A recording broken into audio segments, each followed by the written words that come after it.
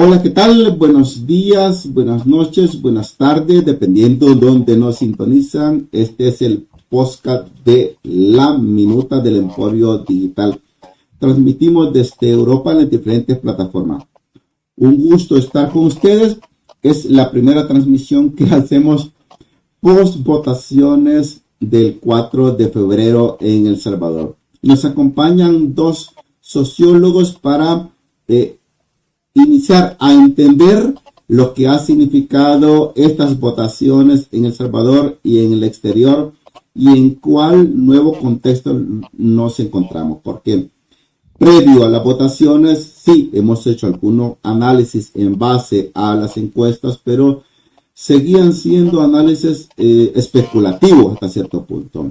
Pero ahora ya tenemos datos objetivos y en base a eso es que ya tenemos que partir en nuestro razonamiento. Nos acompaña entonces Walter Faguada y Fidel Nieto desde El Salvador, ambos sociólogos, para que nos ayuden a entender El Salvador de hoy y el rumbo a dónde vamos y cómo estamos.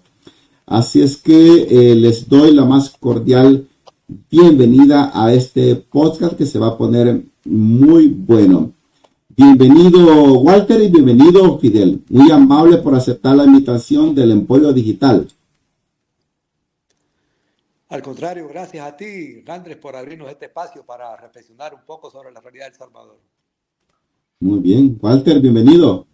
Hola, saludo cordial, estimado, desde aquí, desde El Salvador, ya con post elecciones, ya un análisis como tú dices, con datos, con resultados, ya no con tendencias y proyecciones que tenía. Así que, preparado, listo. Te saludo a Fidel también. Gusto compartir contigo, Fidel. Gracias, igual. Magnífico. Bueno, el primer segmento, este podcast, como siempre en el Emporio Digital, lo hacemos lo más sintético posible, de 40 minutos. El primer segmento acerca del Tribunal Supremo Electoral. El Tribunal Supremo Electoral estuvo a la altura de estas votaciones según sus análisis que ya hemos recopilado en estas horas, o han habido algunos déficits. Iniciemos con Fidel. ¿Cuál es tu apreciación? Bueno, yo creo que conviene poner un poco algunos elementos de contexto para poder aterrizar en lo que tú estás planteando. A mí me parece que estas elecciones han tenido características bien singulares que la hacen diferente a las elecciones que hemos tenido a lo largo de los 30 años que han pasado.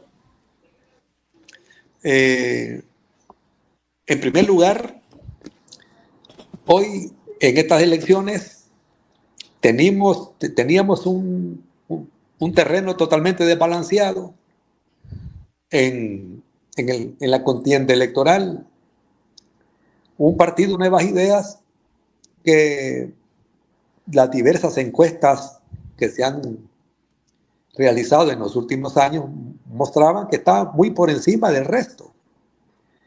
Y los otros partidos, especialmente los partidos tradicionales, Arena y FMLN, languideciendo, muy débiles. Y otros partidos recién llegados a la cancha electoral con dificultades orgánicas, estructurales, financieras. Y por último, una última franja de partidos que ya son veteranos de estas contiendas, como el PDC, el PCN, Gana, que tampoco tenían mucha capacidad de competir, ¿verdad?, contra el partido, ahora partido oficial. Entonces, ya de por sí, estas elecciones aparecían con un resultado bastante previsible. Muy poca gente, aún los mismos analistas de la oposición o representantes de los partidos de oposición, analistas políticos, representantes de diversas ONG, etcétera, críticos unos y simpatizantes otros del actual gobierno, prácticamente todo el mundo daba por descontado que estas elecciones las ganaba fácil Nuevas Ideas y por supuesto el candidato Nayib Bukele. Esto tuvo un impacto importante. ¿En qué sentido? A mí me parece que la afluencia de votantes el día de ayer fue bastante limitada, pese a que habían se dieron algunas medidas procurando incentivar y facilitar el voto de la población. Por ejemplo, se propició transporte gratuito para toda la gente. En todo el país, todas las rutas de buses estaban disponibles para que el ciudadano solo se subiera al mismo y pudiera conducirse a los centros de votación. De igual manera, se facilitó a través de permitirle a las personas que si tenían alguna dificultad con el DUI que estuviera ya vencido, pues aún con ese DUI ya vencido podía votar. Y lo más extraordinario fue que se abrió la posibilidad de la ampliación bastante sustantiva del voto para la comunidad de salvadoreños en el exterior. Entonces, esos tres hechos daban la posibilidad de que la votación fuera mucho más masiva. Pero los datos que uno tiene y lo que pudimos ver cuando recorrimos los centros de votación era que había una población bastante escasa. A mediados de la tarde, en varios centros de votación, las papeletas no utilizadas, uno podía estimarlas en que eran más allá de la mitad de las que podían estar, de las que iban a utilizarse. Estamos hablando de 700 papeletas y uno observaba que habían en cada conjunto de papeletas en las mesas una cantidad superior a 300, 400 papeletas no utilizadas ya tipo 3:30, 4 de la tarde.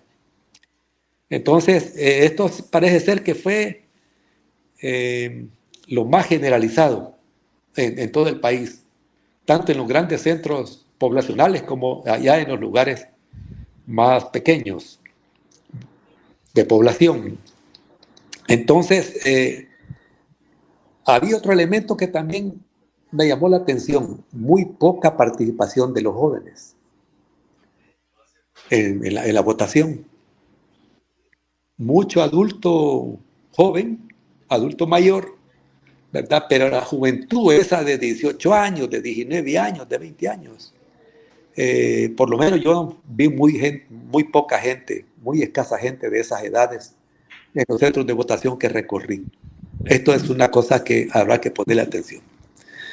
Pero también había otro dato que podría motivarlo a uno a pensar que la votación sería más masiva. Y es que, como todo gobierno, en el tiempo también tiene su desgaste político. Y yo estimaba de que por lo menos 250,000 de familiares de pandilleros detenidos podían querer aprovechar esta votación para precisamente ir a mostrar su rechazo al gobierno por la guerra contra las pandillas y toda esta política de estado de excepción que ha mantenido. Y se suponía que ese 250,000 de gente votante, familiares de pandilleros, podían llegar y votar en contra. Pero igual otra cantidad de gente que ha mostrado su oposición, su crítica permanente al gobierno son los excombatientes. Y según datos que nosotros manejamos como universidad, hay un censo o una plantilla o una planilla de 120,000 personas que están cobrando $100 mensuales. Veteranos y excombatientes de la pasada guerra civil. Ellos también venían criticando, cuestionando el que no se les hubiese dado una pensión, etcétera, etcétera, y expresaron en diversos eventos su rechazo al gobierno, ¿verdad? Entonces uno calculaba que solo ahí podían haber otros 200,000 desafectos que pudiesen ir a votar, y ya sumado con los familiares de los pandilleros, pues bueno, podrían ser una avalancha de votos opositores. Y luego otros grupos menores, por ejemplo, gente que ha tenido que salir de sus trabajos en el Estado, en los ministerios, en la policía, en los jueces, que no son pocos. Y si a esto le agregamos, por último, las militancias y los activistas de los partidos de oposición, pues se hace un universo cercano al 800,000, 900,000 posibles votantes. Sin embargo, los votos que, según los datos que ahora tenemos, que son limitados, si acaso llegarán a 500,000, será mucho los votos en contra. Entonces, no se dio esa avalancha de personas descontentas que fueran a expresar su desacuerdo con la actuación del gobierno. Pero bueno, ya aterrizando en el tema del papel del árbitro del Tribunal Supremo Electoral, pues yo creo que el papel ha sido totalmente negativo. La incompetencia con que han trabajado, especialmente de ayer para acá, queda muy, muy marcada, muy a la vista, y está afectando la credibilidad y la legitimidad de las elecciones, que ya de por sí fueron tranquilas, poco confrontativas. La crispación entre los partidos en los procesos electorales anteriores no apareció por ningún lado. Entonces, esa jornada cívica importante, que podríamos decir muy, muy bien desarrollada, con mucha madurez, ahora se ve empañada por la no existencia de un órgano, de un árbitro que pudiera estar a la altura y tener los datos a más tardar 10, 11 de la noche, y datos certeros, pues, certeros.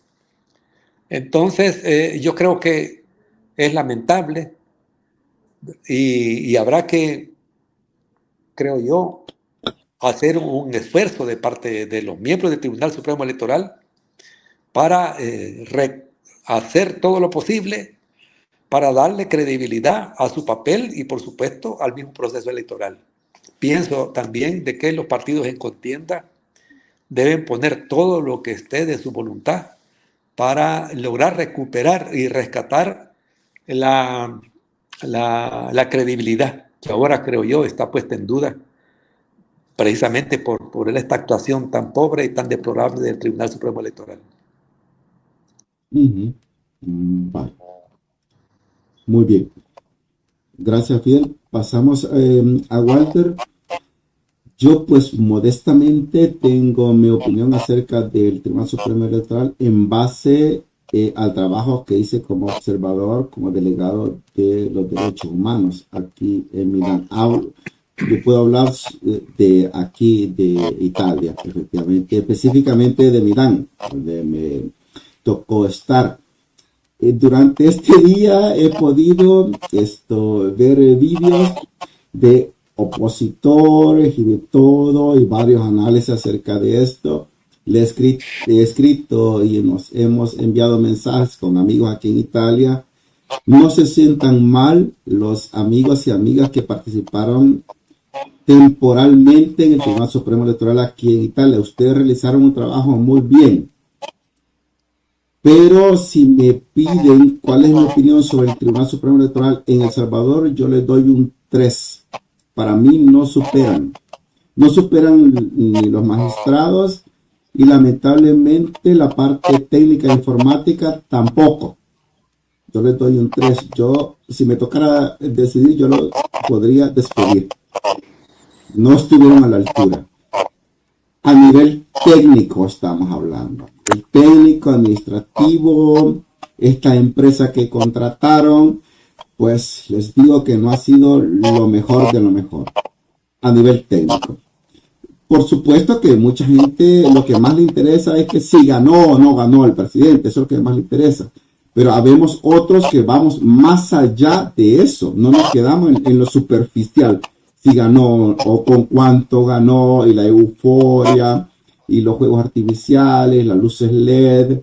No, algunos vamos mucho más allá.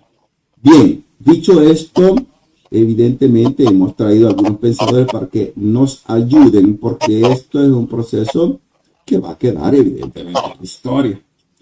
Por lo tanto, lo que nosotros pensamos y reflexionamos también es importante. Entonces, Walter, ¿cuál es tu reflexión en este bloque sobre el Tribunal Supremo Electoral? Por favor.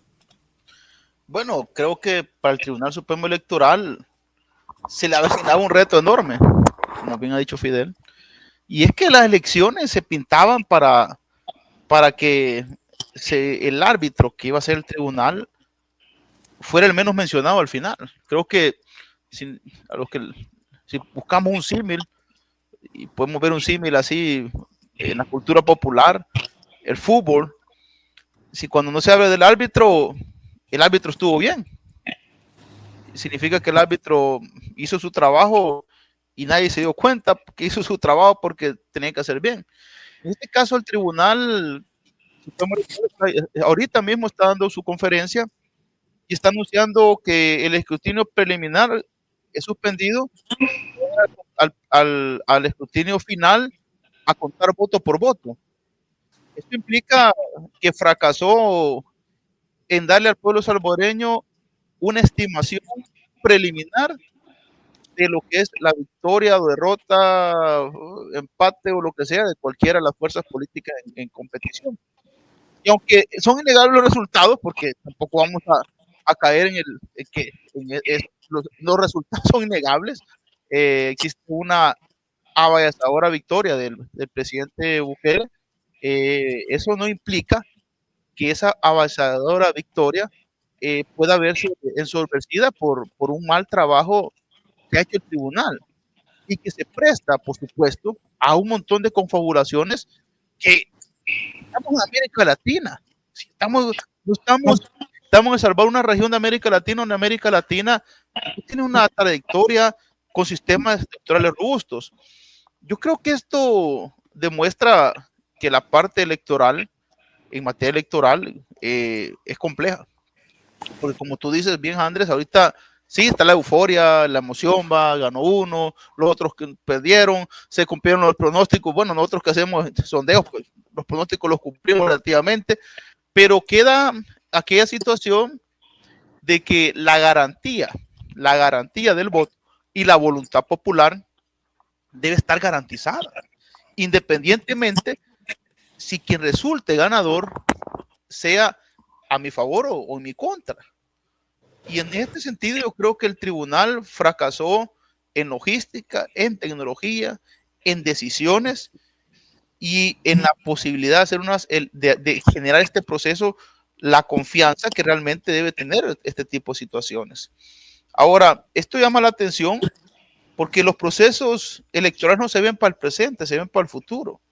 Cuando se prevén las cosas, no se prevén para un presente, sino que para un futuro también. Y las elecciones se aprenden para el futuro. Sin duda, desde hace mucho tiempo, y eso hay que decir, las responsabilidades de la institucionalidad de Salvador se ha hecho desde hace mucho tiempo que el Tribunal Supremo Electoral debe ser un ente independiente de los partidos políticos. Debe estar dirigido por personas de la sociedad civil, de instituciones con credibilidad, que cuesta en este mundo tal y como está politizado y polarizado, pero que por lo menos entienda un poco la necesidad de jugar de esta manera. Ahora, en este caso no fue ni el tema político el que les afectó, sino que la incapacidad en este sentido de poder tomar decisiones oportunas. La empresa le falló, se hicieron pruebas, y el problema es de que hubo con personas que estuvieron en la JRB, si ha habido aborto, le cuentan todo lo que pasó, y se escandaloso. Creo que la elección presidencial de 2014, a las 6 de la tarde, los gráficos cómo iban creciendo. Si la elección anterior ya ibas viendo, conforme iban metiendo las actas, ibas viendo. Hoy estamos aquí en El Salvador 3 de la tarde. Es decir, y por eso y lo van a ir a mano a mano.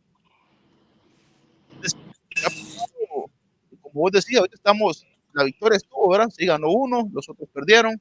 Va a haber tema que hablar de eso también, importante, pero el papel del tribunal realmente queda a deber por esto. Ahora, por supuesto, no es fácil, no es fácil, y donde se puede que los equipos fallaron, las capacitaciones fallaron. Eso es porque no existió la adecuada preparación. Ahora alguien puede decir esto fue provocado, fue accidental o fue simple y sencillamente incapacidad. Esas son las preguntas que nos tenemos que contestar y de aquí para allá creo que debería intervenir hasta la Fiscalía General de la República, independientemente de los resultados. Aquí no estamos cuestionando los resultados, sino que el proceso, que creo yo que como una garantía de un sistema electoral debe llevarnos a esa parte. Ahora, yo creo que hay elecciones y creo que si hay una voluntad política hoy de la fuerza que gobierna y quiere que se garantice electoralmente la voluntad popular, el Tribunal Supremo Electoral como instancia debe ser considerado y valorado en una reestructuración del mecanismo, porque ahorita, bueno, también se va a debatir eso. Creo que va a ser un tema también de debate. ¿Quién lo va a conformar? Según ley, hay 3 partidos que lo tienen que conformar, los que tienen más votos. Y de ahí quedan los de la Corte, los 5. Y ahí los otros, pues, también por votación. Hay que ver eso, para empezar. De ahí creo que lo demás va para allá, para seguirlo discutiendo, debatiendo, pero sí ese punto de atención. Hay mucha falla, mucho cuestionamiento, aunque como vos decías, pues sí, quien ganó, pues ya no importa cómo fue la cuestión, ¿verdad? Y ya está, pues sí, ya ganó, eso no se debate el proceso, es decir, ¿por qué? Porque no estamos viendo el presidente, sino que para el futuro y los demás procesos que vienen, ¿cómo se va a hacer? Imagínate, si en este momento hubieran 2 fuerzas peleándose, esto fuera un incendio ahorita, aquí hubieran hasta muertos posiblemente. Bendito sea la voluntad en este momento que no tenemos ese escenario. Pero en un escenario más disruptivo, esto puede causar un grave problema. Y ahí es donde vamos al punto. Por supuesto, muy bien. Sí, insisto, claro, a mucha gente eufórica lo que le importa es con cuánto ganó el presidente, lo demás no le importa. Pero tendría que importarnos, ¿no? Cómo se administra el voto. Bien, superando esta parte del Tribunal Supremo Electoral, ok. ¿Cómo quedamos, muchachos? Ayúdennos a entender ustedes de que están llamados a comprender la sociedad. ¿Cómo quedamos después de las votaciones? Evidentemente se reitera el voto masivo en la democracia burguesa. Se reitera el voto para el grupo gobernante actual, ya sea en el ejecutivo como en el legislativo. Ok. Ya tenemos datos concretos. De aquí para allá, políticamente, ¿cómo se va a configurar el poder en El Salvador? En sus cabezas, ¿qué está pasando? ¿Ustedes qué están pensando en sus cabezas? Ya tenemos datos concretos. Fidel, iniciamos con vos. Yo tengo algunas reflexiones a propósito de este punto que tú sitúas en la discusión. Desde el lado de la oposición se ha cuestionado el hecho de que se cambiaran la forma a través de la cual se asignaban los diputados, de aquella fórmula de cocientes y residuos a la otra fórmula con la que ahora se va a distribuir la cantidad de diputados que le toca a cada partido. Y según algunos amigos sostienen ahora la posibilidad de que entren más partidos, para que la conformación de la Asamblea Legislativa sea más incluyente, se ha agotado. Y ahora esta nueva fórmula da posibilidad de que se vaya configurando un escenario donde si queda 1 o 2 partidos, los más 3, y 2 en tremenda desventaja, va generando una concentración de poder que algunos miran que puede ser peligrosa para la democracia salvadoreña. Por ahí hay un filo de opiniones. A mí me parece, sin embargo, de que en el pasado, es cierto, había una fórmula que permitía incluir la mayoría de partidos políticos, pero que eso estaba al servicio precisamente del poder que los partidos políticos tenían a partir de la Constitución de 1983, que les dejó a ellos prácticamente, y luego los acuerdos de paz que le dejaron a los partidos políticos el control del aparato del Estado y del régimen político. Pero, sin embargo, el que hubiesen diversos partidos políticos representados en la Asamblea Legislativa tampoco implicaba, de hecho, de que la calidad del trabajo legislativo fuera buena. Al contrario, mucho se habló de la corrupción galopante, de los maletines negros y de los pactos oscuros a través de los cuales nunca se tomaban decisiones pensando en impulsar el país hacia adelante, sino pensando en reparto de puestos, de cargos. Si yo no tenía los suficientes votos, si mi partido no tenía los suficientes votos para que se me aprobara una iniciativa, pues entonces veía cómo me ponía de acuerdo con otros partidos y los otros partidos me decían, sí, yo apoyo esa iniciativa, pero a cambio de eso me tenés que dar un cargo en tal ministerio para mi sobrino o para este dirigente de mi partido, etcétera, etcétera. O sea, lo que quiero decir es de que tampoco podemos glorificar el hecho de que hubiesen mucho más partidos en la Asamblea Legislativa, de acuerdo al diseño anterior. Ahora bien, a mí me parece que lo que tenemos es resultado de la voluntad de la gente, de la voluntad popular. Y estos resultados le dan al actual presidente y que va a retomar el segundo mandato a partir de los próximos meses, una gran oportunidad de demostrar que en efecto tiene planteamientos, tiene propuestas que pueden sacar adelante el país. Porque no habrá oposición que pueda ponerle trabas a las iniciativas que el presidente pueda estar impulsando. Hablando con algunos líderes del movimiento social, me han dicho, mira, ahora ya la cosa se puso complicada. Ya no habrá quien nos apoye para presentar algunas iniciativas en la Asamblea Legislativa. Y yo les he dicho, hombre, no se preocupen. Los movimientos sociales deben de asumir que en el escenario que viene, lo que queda es la calle, la movilización, la crítica, el cuestionamiento desde fuera. Y esto tiene ventajas para el presidente, pero también tiene desventajas. ¿Cuáles son las ventajas? Bueno, que puede impulsar cualquier iniciativa, no tendrá estorbos. Pero ¿cuál será la desventaja? De que al no abrir canales de expresión para la participación de los diversos sectores que no siempre están de acuerdo con la forma en que se van haciendo las cosas, ¿verdad? Puede generar en un escenario confrontativo, ¿verdad? Porque el concepto a través del cual se organizaron las asambleas, los parlamentos, era precisamente que era un espacio donde estaban representados los diversos intereses de una sociedad en un momento concreto, en un momento determinado. Pero si eso no funciona como tal, pues entonces va a funcionar otro tipo de expresiones de actuación de los diversos sectores de la sociedad para hacerse escuchar y hacer valer sus intereses. Entonces, ese es el escenario que veo.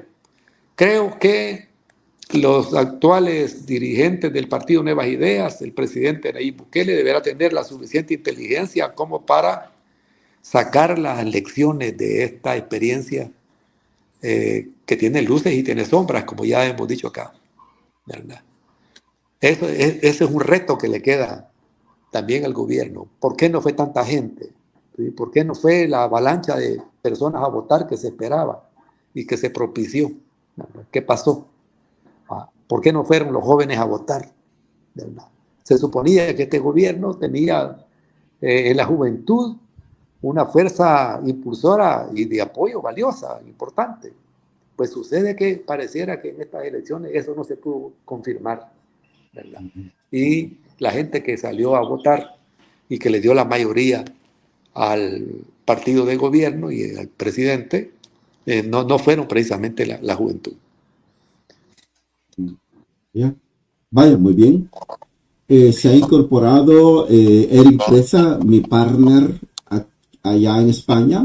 Se ha incorporado.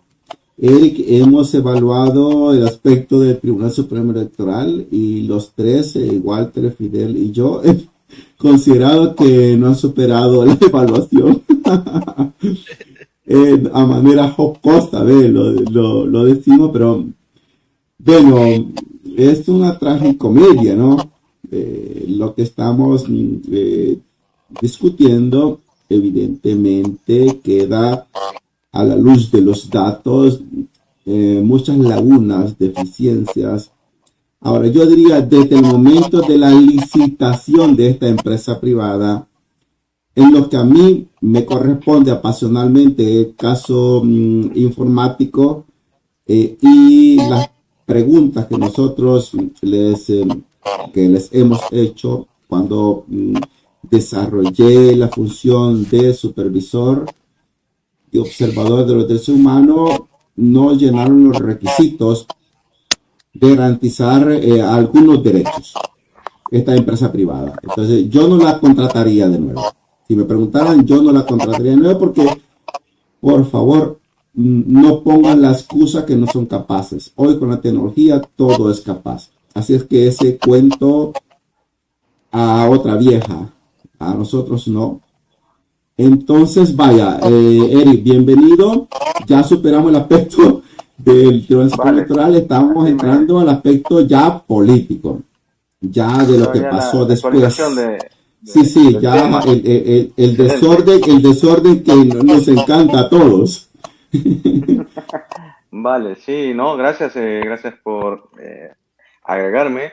Recordarles a todos los que nos escuchan, hoy nos escuchan en Irlanda también, estamos en la lista en Irlanda, en Bélgica, España, Italia, el podcast está con toda la minuta, gracias a todos los que nos escuchan, y que también estaremos en Radio Anglicana, ¿vale? Así es que muchas gracias a todos los radioescuchas también que van a estar presentes.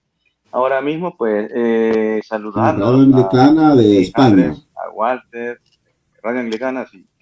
España, correcto. Y Fidel Nieto, un placer nuevamente coincidir con ustedes, con vosotros. es siempre para nosotros, pues, es un honor tenerlos acá compartiendo y que nos dejen ver sus puntos de vista. Interesante, ¿no? La actualización. Por ahí hay un comentario, no sé si ya lo has leído, Andrés. No, por favor, todavía no he entrado a eso porque... Vale. Lo voy a dejar ahí porque es algo que, como estaba Fidel ahora mismo con la palabra, me hizo un poco, a ver, lo voy a decir, porque Víctor Galdames, que obviamente nos está monitoreando en Facebook, ¿vale? Ha puesto esto, el siguiente comentario, dice, o sea que el voto del pueblo no vale, qué tristeza ser fanático, pone. También dice que se arruinó la luterana igual que la UCA. Cada quien tiene sus comentarios, obviamente, y son respetables, ¿no? Nos falta respeto, lo decimos claramente. Sí, pero bueno, también tenemos que falta respeto, no lo tenemos. También tenemos el espacio abierto para que el que de verdad quiera dar su opinión, pues lo puede hacer a través de la minuta. Sí, así que estamos abiertos a cualquier. Pero esto le podría decir a Víctor Caldame que yo lo tomo como una provocación filosófica. ¿Qué es el voto? Sí, a ver, lo que pasa que antes de, ya os digo, para darle un poquito más de calor a esta conversación. Para Fidel, no, le están tocando ahí a Fidel, pero bueno, vamos a dejarlo. Te están tocando, Fidel, te están tocando la universidad. Esa es la respuesta, eso es. Y me gustaría que analizáramos, porque yo creo que Fidel tiene razón al momento de decir que mucha gente no llegó a votar. Interesante la cantidad de personas que votaron. Aparentemente, mucho menos que las elecciones pasadas. No sé cuánto, 500,000 votos menos. Pero ¿qué es lo que pasa? Si no votas, es como que estuvieras dando, es como el que calla otorga, ¿no? Al final pasa factura la democracia. El problema era ese. Se hablaba de los jóvenes que no pudieron participar, bueno, no quisieron participar. Generalmente los jóvenes son los que generalmente no participan en las votaciones. El voto más grueso está a partir de los 30 años, quizás, en adelante, en El Salvador. Y a nivel internacional también el aforo para las elecciones se esperaba más, la verdad. Sí, hubo un incremento, obviamente, del voto en el exterior, pero no es el esperado, el que se decía, ¿no? Con respecto a estas elecciones. Es que yo creo que votar es un derecho, pero no es una obligación. Votar no es una obligación, es un derecho. También no votar es una forma de expresión democrática. Pero bueno, déjenme a nuestros pensadores cuál es en el conjunto del sistema, André, en el conjunto del sistema, si no votas es como que estuviera cediendo el voto al que ha salido favorecido en las elecciones. Eso normal, eso algunos lo interpretan así, ¿verdad? Pero bueno, ¿qué opinan? ¿Qué opinan nuestros invitados? Eso es. ¿Por qué no fue mejor un voto nulo, por ejemplo? Si de verdad querías participar o no. O sea, ahí queda la pregunta. Walter, te veo ahí activo. Bueno, yo primero quizás plantear algo. Aquí estamos nosotros analizando como persona, como sociólogo. Creo que primero para el amigo que opina eso, creo que primero hay que ver, estamos participando y haciendo un análisis académico, científico con evidencia, y creo que es lo que tratamos de hacer. Nosotros no vamos a caer yo creo que con Fidel compartimos eso, y como académicos lo compartimos todo. Nosotros no vamos a ir en descalificativos ni hacia la voluntad popular ni hacia las personas. Nuestra ética está en tratar, y nuestro compromiso es tratar de dar un análisis sobre la realidad. Si nos vamos a lo simple, pues vámonos de fiesta todos y no hay problema. Aquí lo interesante es reflexionar, porque queremos un país diferente. Este país ha sufrido. Llegar a tomar decisiones vía electoral nos ha costado miles de muertos, vidas de personas valiosas que se fueron por buscar que un día los problemas de El Salvador se resolvieran por la vía electoral. Por eso hago yo el llamado y critico al tribunal, no porque se esté respetando la voluntad popular. La voluntad popular tiene que ser cuidada hasta el máximo, y el Tribunal Supremo Electoral tiene que ser una entidad capaz de garantizar. ¿Qué tal, amigos? En este momento hubiera estado polarizada la cuestión, así tensa. Aquí hasta la gente se mata. Por eso creo que es importante reflexionar y valorar la lección aprendida de este tema que ya es trillado. Ahora, la gente que vota o no vota, sí es una realidad. Es decir, nunca va a haber el absoluto nivel de votación. Los países que tienen mayores niveles de votantes, creo que hay una estadística que daban en Europa, ustedes creo que sabrán mejor que mí: Bélgica, Suecia, Noruega. España anda como por el 50-60% de votación, no sé, Eric, o Italia, ¿cómo andará? Sí. Es decir, más o menos por ahí.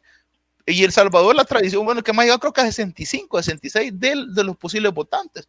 Muchos por eso se ponen a decir a veces de que es que no gana, no tiene, el que gana no tiene la mayoría, porque como es un 35%, no, gana el que en el caudal electoral vota. El que no vota, no lo hace por diversas razones. Una, primero, no cree en las votaciones, algo muy común. Segundo, cree que no va a funcionar su voto. Tercero, no pudo ese día. Y cuarta, gente que nunca en la vida va a participar de esto. Ahora, el problema para esta situación, y ahí hay que ver estadísticamente, las tendencias nos dice la estadística en cuestiones de proyecciones, que los que no votan es un reflejo de la tendencia que está ahí planteada, casi siempre. Pero también hay algo importante, y creo que lo planteas, es de que en el país el problema de votar, como en toda América Latina, está relacionado también con la credibilidad de la clase política. Bueno, el presidente fue claro en su discurso, dijo, yo soy un político, pregunten a la gente. Así decía él ayer, claramente en su discurso. ¿Por qué? Porque la gente le da el beneplácito a alguien para que gobierne sus designios. Y por eso el voto representa ese favor. Ahora, los votos, fíjate que ya se empiezan a tomar como un valor electoral allá en las reformas en Estados Unidos, allá por 1740, 50, porque antes nadie creía en los votos, porque los votos podían disfrazar e ir construyendo sistemas electorales. Mate está en los Estados Unidos, que todavía su sistema electoral es muy criticado por ser de colegios electorales. Imagínate nosotros para llegar, imagínate en el siglo XXI, 2024, va a tener que el Tribunal Supremo Electoral contar otra vez papeleta por papeleta, porque ha declarado fallido el proceso de escrutinio preliminar. ¿Qué te está diciendo eso? Que en materia de la voluntad del soberano tenemos que aprender demasiado, porque sí, el soberano, y hay que también traducirlo, es decir, el sentido, lo crítico, el sentido del valor que tiene la voluntad popular, tiene que estar expresado y respetado. Y eso manda a que el organismo que se encarga de esto dé las garantías que eso es así. Ahora, aquí nadie está diciendo que no ganó el presidente. Creo que eso es indudable, es decir, caudal electoral. Y eso no hay discusión. No estamos discutiendo el resultado, el proceso. Creo que hay que quedarlo claro. Evidente.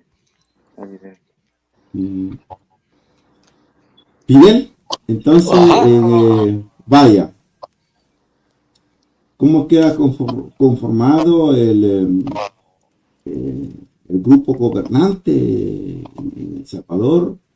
¿Qué tenemos que esperar de aquí para allá? Ok. A propósito del comentario que Eric nos estaba, y un saludo, Eric, gusto de verte. Nos estaba trasladando el comentario de este señor.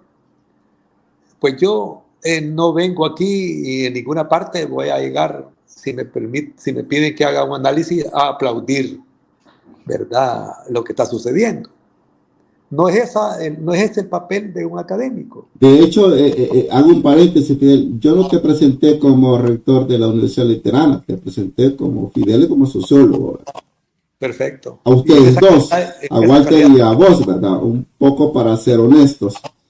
Sí, sí. Entonces, ¿qué quiero decir? Yo creo que el papel de nosotros como sociólogos es procurar analizar las realidades desde una perspectiva crítica.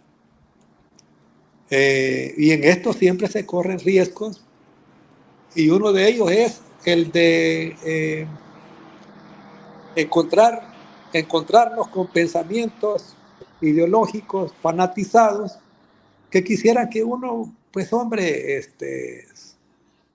hiciera esto o lo otro en función de lo que él cree que debe suceder. Pero yo con mucho respeto entiendo que mi función es tratar de analizar la realidad de la manera más objetiva posible, sabiendo que esto va a traer críticas y apoyos a la ciencia, ¿no? Por supuesto, y consecuencias también. Entonces, yo creo que a partir de los resultados de ayer, prácticamente se abre un nuevo momento en el proceso de transición que como país estamos viviendo. Hasta ahora, el proceso político salvadoreño fue abierto, posibilitado, por lo que yo he venido llamando desde hace rato una rebelión popular electoral. Esto no es obra, ¿verdad? La apertura de este proceso no es obra de la voluntad de un político determinado o de Nayib, ¿no? Precisamente en el año 2018 que inició esa rebelión popular electoral, el presidente Nayib no figuraba de candidato ni de dirigente político de algún partido, etcétera. Nuevas Ideas no existía. Pero ahí comenzó lo que a mí me parece es la transición que estamos viviendo. Que hemos vivido hasta ahora. Esa transición hizo posible que una persona como Nayib saliera al frente de la situación y estuviera liderando un proceso que para unos es excelente, para otros tiene algunas deficiencias y otros realmente lo ven como una amenaza para el país.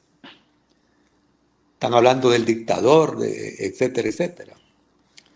Pero ahora el presidente tiene su propia acumulación política. Y esa acumulación política es la que hizo posible que sacara el resultado que ahora tenemos.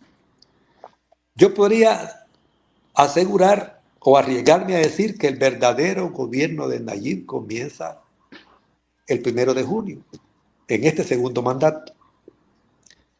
El primer mandato tuvo que ver con una serie de alianzas improvisadas y con obstáculos y factores como la pandemia incluso, que le dificultaron totalmente el que pudiese el presidente desarrollar sus iniciativas de acuerdo a cómo lo tenía pensadas. Hoy, por supuesto, la gente le ha dado su apoyo, premiándolo por lo que ha hecho, pero también con esperanzas de lo que tiene que hacer y que las cosas las va a hacer mejor en este segundo mandato.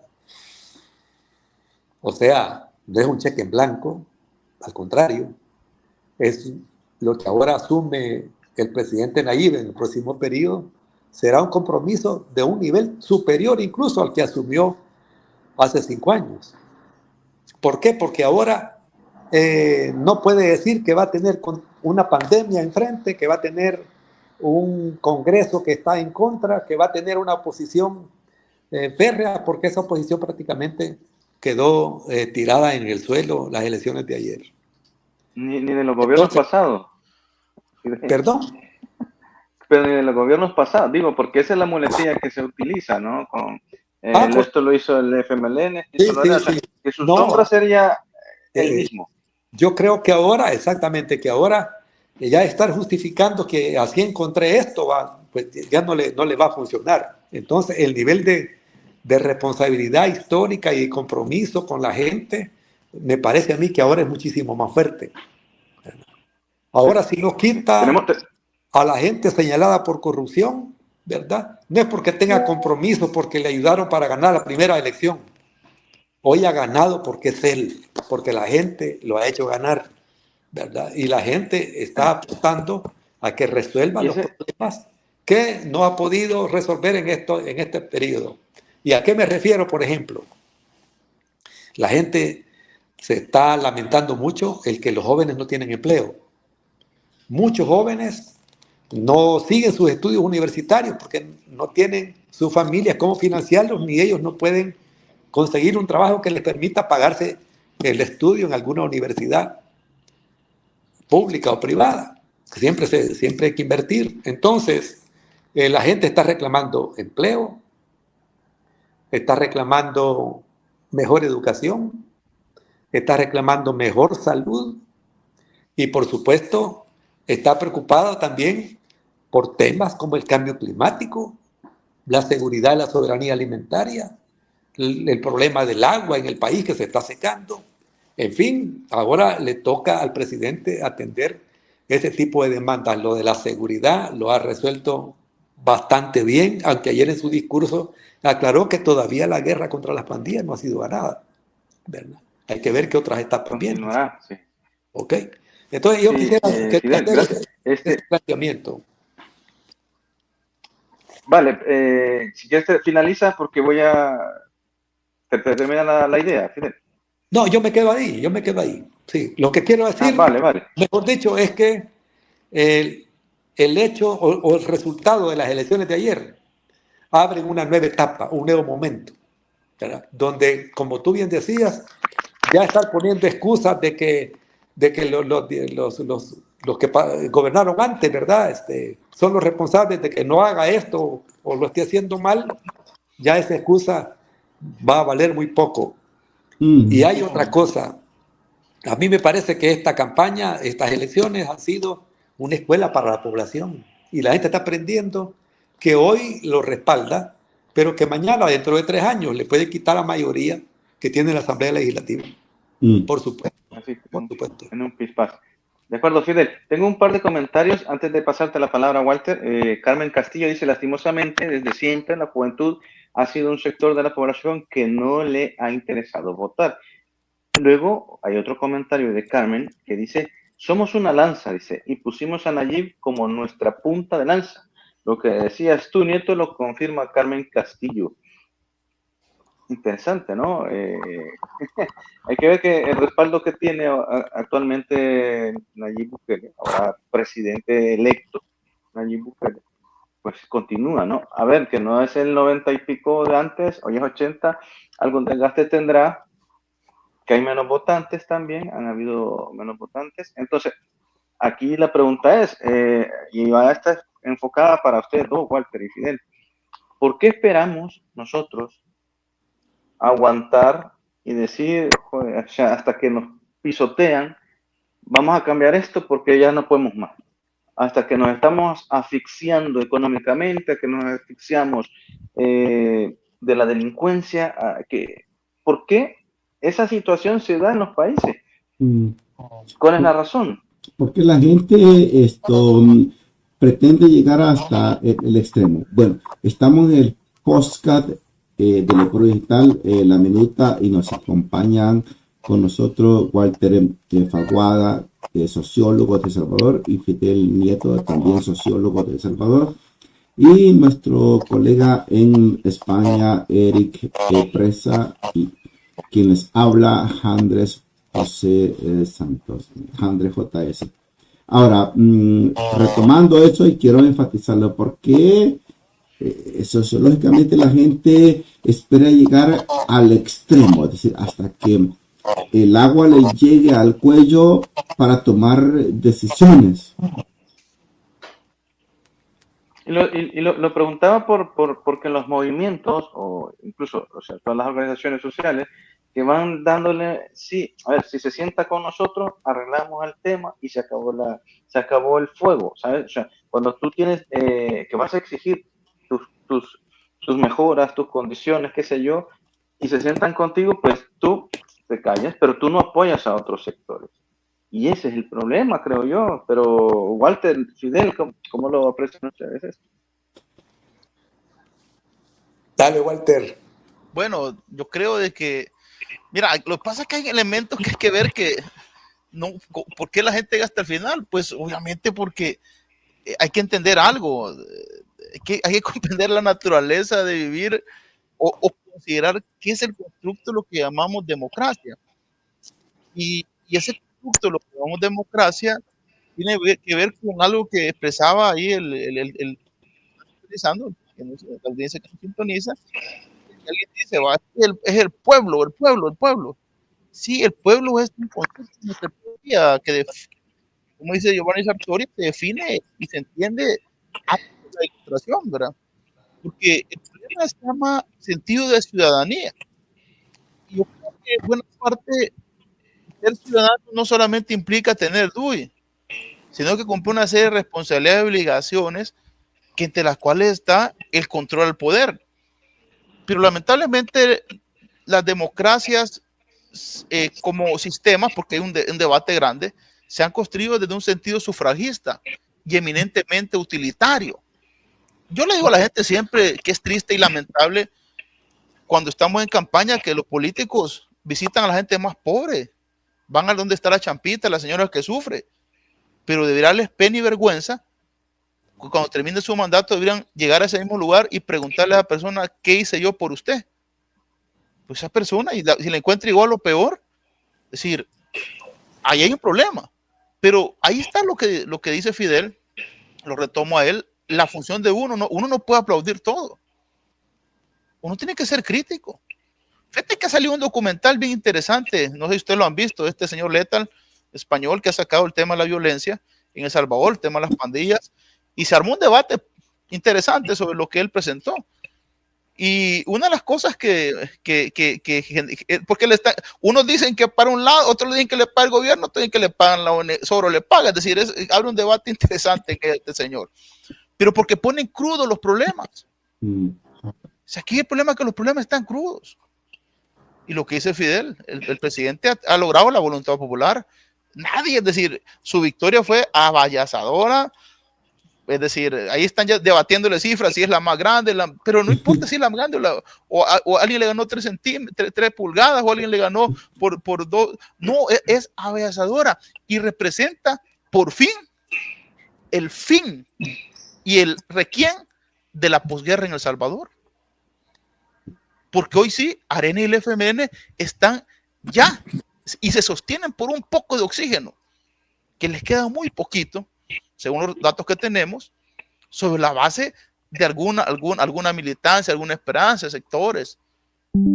Pero ya descansan en un requiem de sus últimas horas como expresiones. Porque aquí están las identidades. Está el sentido de la pertenencia y la razón de ser de la elección, porque hay algo que está claro. La gente votó por Nayib Armando Bukele Ortiz, tanto para el presidente como para diputados. Pensando en él. La figura se llama Nayib Armando Bukele Ortiz. Ahora, eso es bueno, eso es malo, eso hay que estudiarlo. Para eso hay algo que se llama en la sociología del conocimiento, que es el estudio de la ideología y la forma como la gente construye sus imaginarios.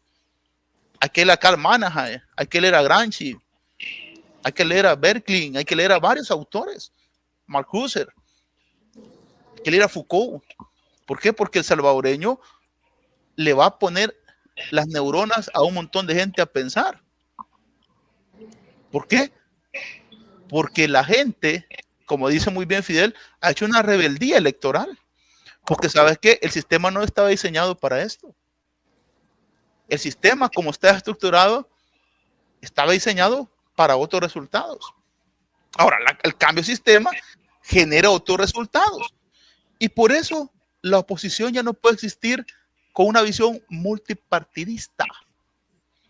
Aquí hay que meter a Sartori, hay que meter a Maurice Jurenberg para entender el sistema de partidos políticos. Fíjate que Maurice Jurenberg habla de los unipartidos.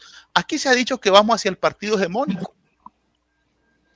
Pero eso es, fíjate que por eso las precisiones y esos balances de los pesos, de las magnitudes, aunque las ciencias sociales, como dicen algunos, no se miden, son positivistas cuando se miden, pero nos ayudan a entender ciertas precisiones, así viéndolo de Bunge.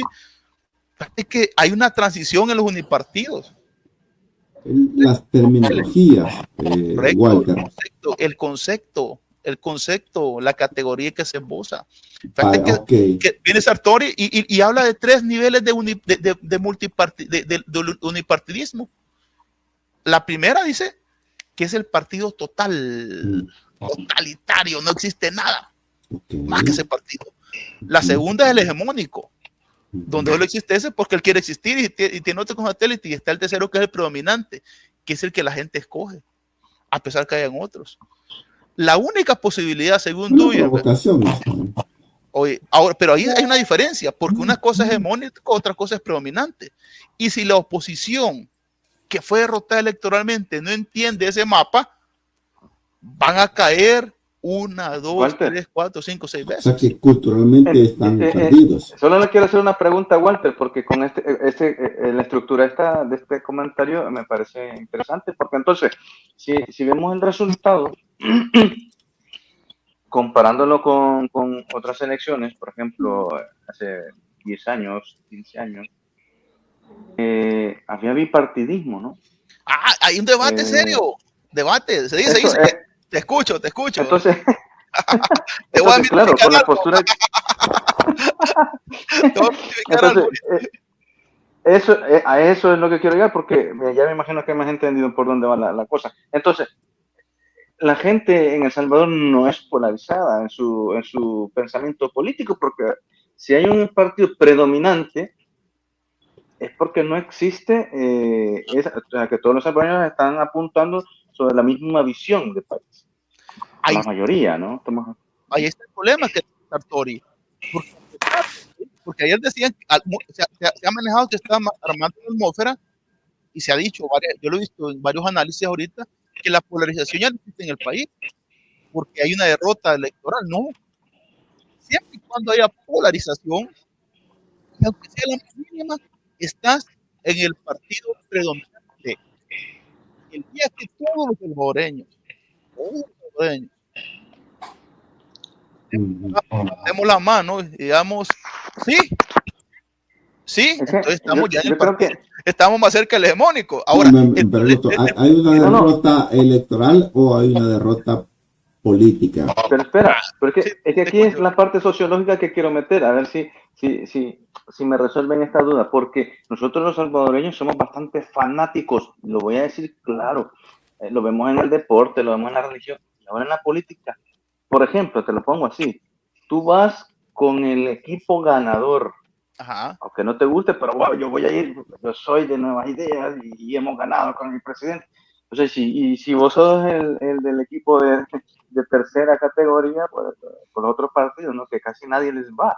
Entonces, sí, yo me puse a escuchar, porque tengo que hacerlo, ¿verdad? Me puse a escuchar el discurso de Nayib Bukele, me puse a escuchar el discurso de el FMLN, y de Vamos y de Arena. Me puse a escucharlo y me fui a sus perfiles, porque obviamente para prepararme en este podcast tenía que hacerlo. Entonces, como conclusión, he llegado a varias conclusiones que en un podcast no basta como provocación, ¿no? Como provocación filosófica a ustedes, pero vaya, Walter, hemos perdido temporalmente a Fidel, pero bien, Walter, ok, ganó el grupo gobernante de Nayib Bukele utilizando el vehículo de Nuevas Ideas. Eso nadie lo pone en duda ni en discusión.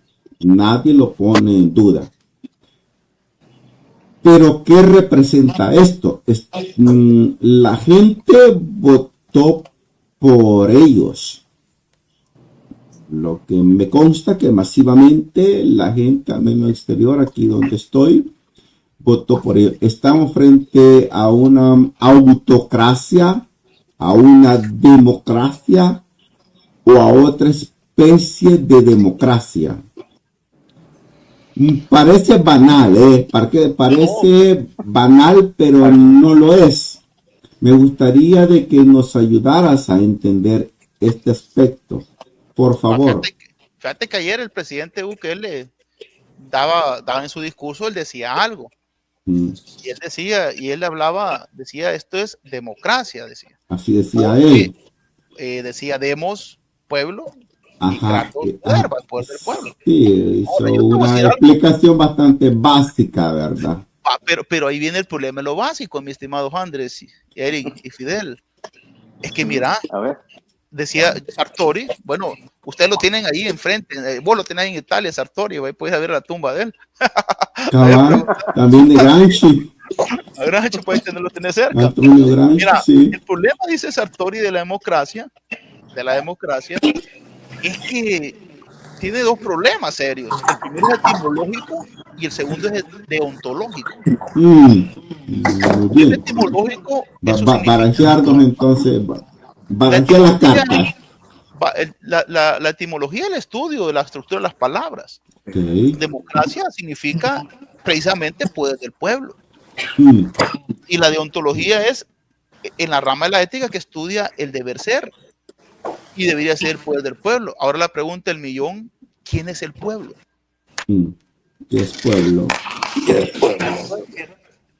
Fíjate que pueblo es una palabra polisémica, bien utilizada. Y vos sabés de que esa palabra a lo largo de la historia ha significado varias cosas y depende del idioma que la utilices.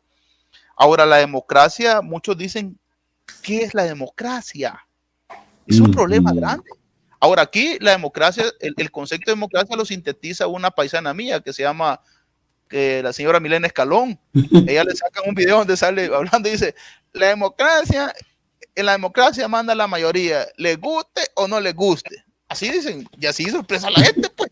Esa es la maestra de la democracia. Ahora, pero si yo me baso en que la democracia es a priorísticamente el gobierno de las mayorías y la mayoría de las democracias mandan, también me puedo meter en otro gran problema, que lo decía Polibio, al estudiar a Platón y Aristóteles. Y caía en el ciclo de la anaciclosis, que es un concepto griego que expresa los ciclos políticos. Y en esos ciclos políticos están las desviaciones del poder. Y yo en una democracia puedo caer en una ococlasia, que es una desviación del poder de la democracia. Imagínate qué terrible es eso. ¿Por qué? Porque nosotros, Walter, te interrumpo, porque nosotros estudiamos todo este concepto a la luz del occidente. ¿Qué nos dice el occidente, la cultura occidental? A mí me ponía en guardia un indigenista cuando me decía, pero explíqueme en concepto de los indígenas antes de la llegada de los europeos, ¿qué es democracia? Me puse en un conflicto muy grande. No supe qué responder, porque todas nuestras palabras y nuestros conceptos dependen de Grecia. ¿De qué decían ellos? Claro, por supuesto que no es el momento, ¿verdad? Por eso Sartori dice, el problema de la deontología de la democracia está en definir realmente qué es la democracia, no solamente como un concepto de sumatorias, sino como un sistema político y un tipo de sociedad. Tipo de sociedad es otra cosa. Claro, es otra cosa. Ahora, hoy te voy a decir algo. Hoy en día en la geopolítica se habla de soberanistas y se habla de globalistas. Los soberanistas, y creo que el discurso del presidente Bukele cabe en esa idea. Él dijo de que habló de que El Salvador era del hemisferio occidental. ¿Sabes qué utilizó? El concepto de democracia Bukele se llama democracia autoadministrada. Yo no tengo árbitros que me digan si mi democracia es democracia o no es democracia. Aquí se define qué es democracia. O se llama democracia autoadministrada. Pero fuera del país se dice dictadura. Hombre, que es una forma de verlo desde la perspectiva básica, por decirlo así. Walter, es interesante y me parece bien porque cada país tiene derecho a ejercer, a que la sociedad se modernice y con ese mismo cambio, pues llevar a la plataforma política eso. Entonces, pero Fidel, ¿tú qué crees con esto? ¿Qué piensas, Fidel? Fíjate que escuchamos el discurso del presidente a palabras salvadoreñas. Él dijo, a mí me vale madre todo y de aquí para allá yo invento mis propios conceptos y es así o es así como yo lo digo y es así, dijo él. Pocas palabras. Antes de dar la palabra a Fidel. Es decir, está creando su propio concepto de qué es historia, de qué es política, de qué es posguerra, qué guerra. Él conceptualizó y dijo, es así. Está claro. Gracias a todos los que nos ven en las redes sociales. Nos van a escuchar de la minuta. No, porque nos puso en lío, nos puso en un gran lío, porque dijo, es así, según su concepto, ¿no? A ver, Fidel. Vaya, usted ya se está metiendo en grandes problemas. Ajá, vos también, ayudando a salir de esto. Por favor. En reflexiones milenarias. No, porque digo, es así y es así. Que no lo vamos a resolver en este espacio. Pero bueno, miren, el asunto es que yo creo que lo que se ha planteado al final, este tema de la democracia, está vinculado a la coyuntura histórica que vivimos a nivel global. Entonces, nosotros como país estamos en un momento de transición. Okay. Pero igual, el planeta entero a nivel geopolítico está en un proceso de transición cada vez más claro, más diáfano. El viejo orden pareciera estarse resquebrajando y un nuevo orden está emergiendo. Y eso cualquiera dice, sí, pero ¿qué tiene que ver con nosotros? Pues tiene que ver con nosotros, porque precisamente el régimen de Nayib Bukele tiene que ver con todo eso que está moviéndose en el mundo. ¿Verdad? Y hay un concepto que creo yo que puede ayudarnos a entender esto. El neoliberalismo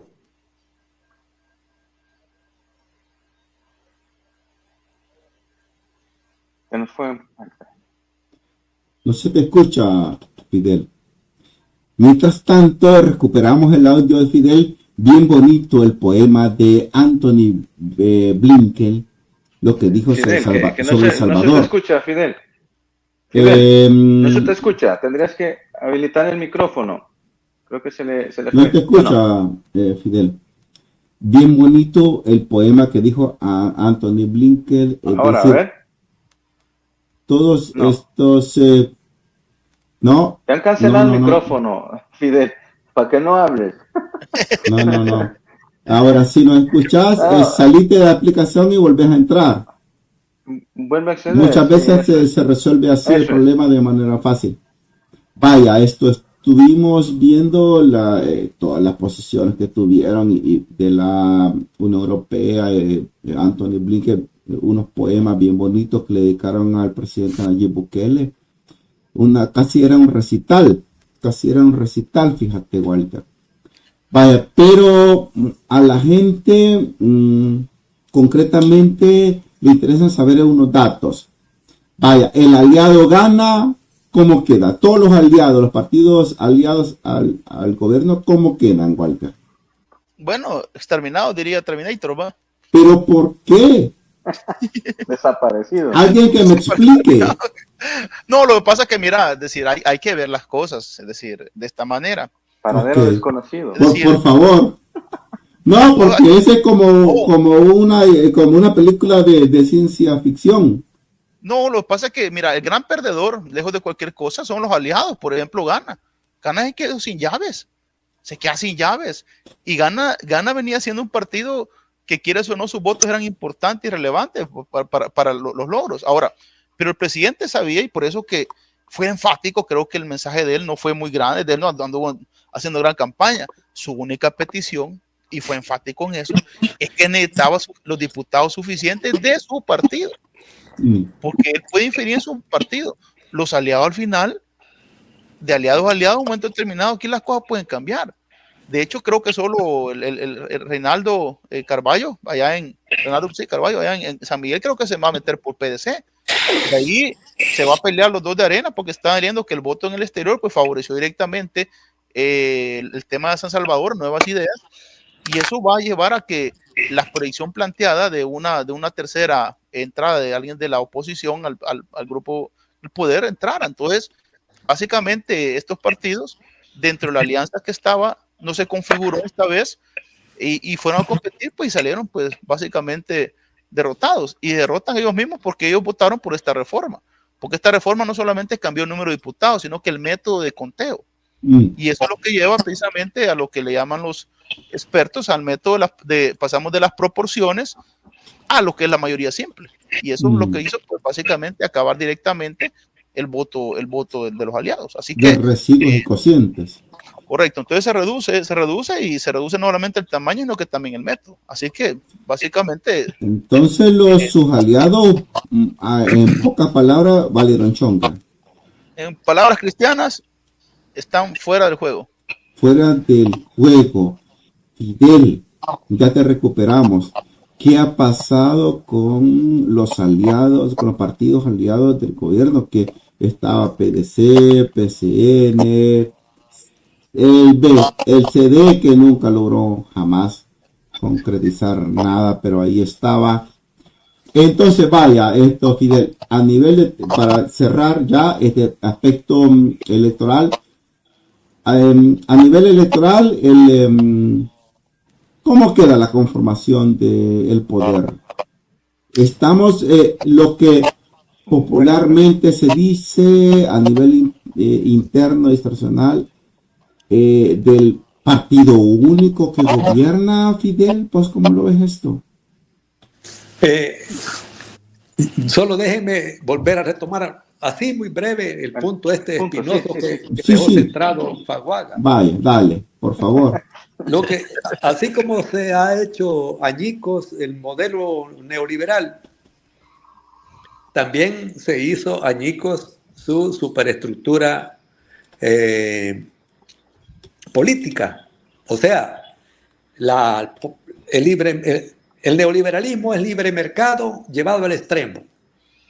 Ese libre mercado llevado al extremo necesitaba democracia de mercado. ¿En qué sentido? En que el Estado debería ir desapareciendo y darle siempre posibilidades a que el mercado sea el amo y señor que rige las condiciones de vida de las sociedades. Pues ese modelo está roto. Y si ustedes observan, los países de Europa Occidental, Estados Unidos, ahora van corriendo a regímenes autoritarios, ¿verdad? ultraconservadores, porque el autoritarismo hay de diversas tonalidades, ¿verdad? Hay autoritarismos de izquierda, autoritarismos hasta fascistas, ¿ok? Y los países que ahora encabezan el carruaje donde están subiéndose aquellos países, aquellos gobiernos que están a favor de un nuevo orden mundial, ese carruaje lo van jalando dos caballos, China y Rusia. Y precisamente ni Putin ni Xi Jinping juegan a la democracia neoliberal, a la democracia occidental, a la democracia de la OTAN, del G7, etc. ¿No? Entonces, a partir de esa realidad, aparece por ahí en diversos textos un concepto, el concepto de democracia autoritaria. Hay gobiernos que son democráticos en el sentido de que los elige una amplísima mayoría. Nayib es un caso concreto de esa definición. ¿Quién va a cuestionar que no ha sido electo democráticamente? Nadie. 85% del electorado se supone que ha votado por él, es incuestionable. Pero eso no significa que el gobierno tenga o no tenga también tentaciones autoritarias, rasgos de autoritarismo. Claro que los tiene, ¿verdad? Claro que los tiene. Y hoy sucede que hay mucha gente que prefiere un régimen autoritario electo democráticamente, ¿verdad?, que le resuelva problemas concretos de su cotidianidad, ¿verdad?, a regímenes supuestamente democráticos, ¿verdad?, que gobiernan en consenso con otros grupos de su mismo tipo, ¿verdad?, que aparentan que funciona la distribución de poderes, la separación de poderes, etcétera, pero que no les resuelven, como era en el pasado cuando gobernaba el FMLN y Arena. Entonces, hay que ponerle atención a ese concepto de democracia y de democracia autoritaria, ¿verdad?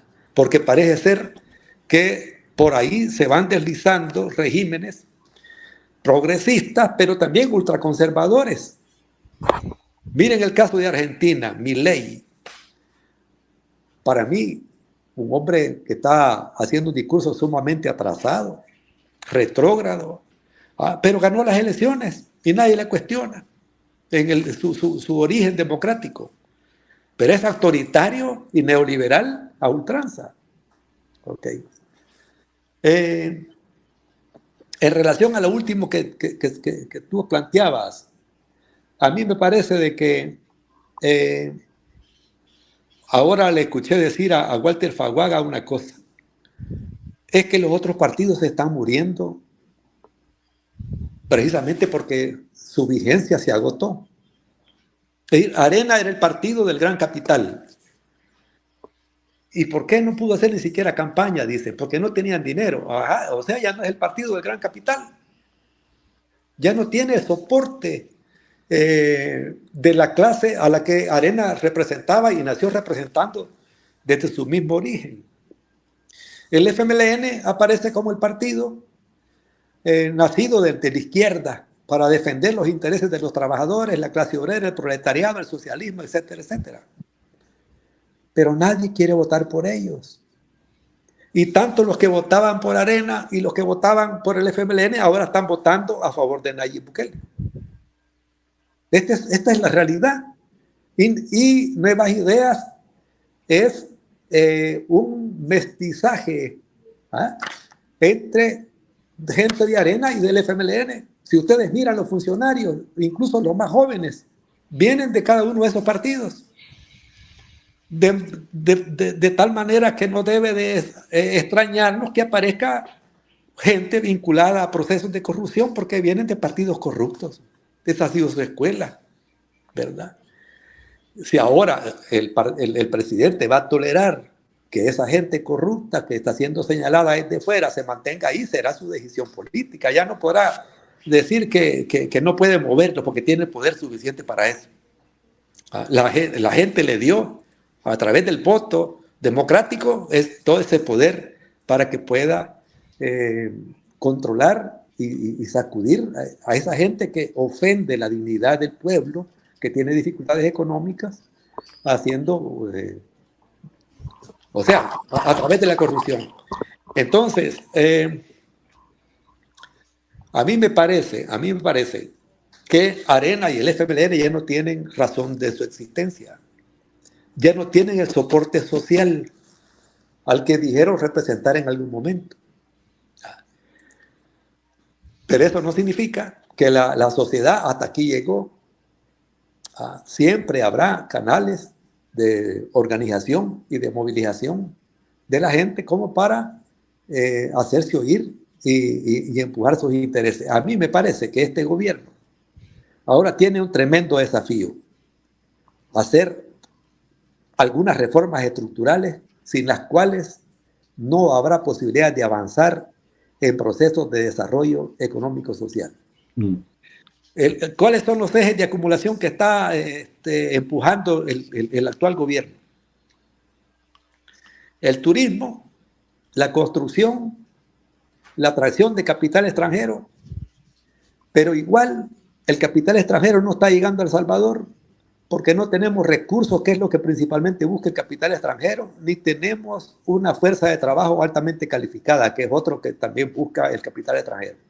Entonces, seguimos siendo un país que no es atractivo para el inversionista extranjero. No tenemos recursos naturales, ni tenemos una fuerza de trabajo altamente calificada. De ahí la necesidad de las mejoras en la educación. Ok, pero el turismo...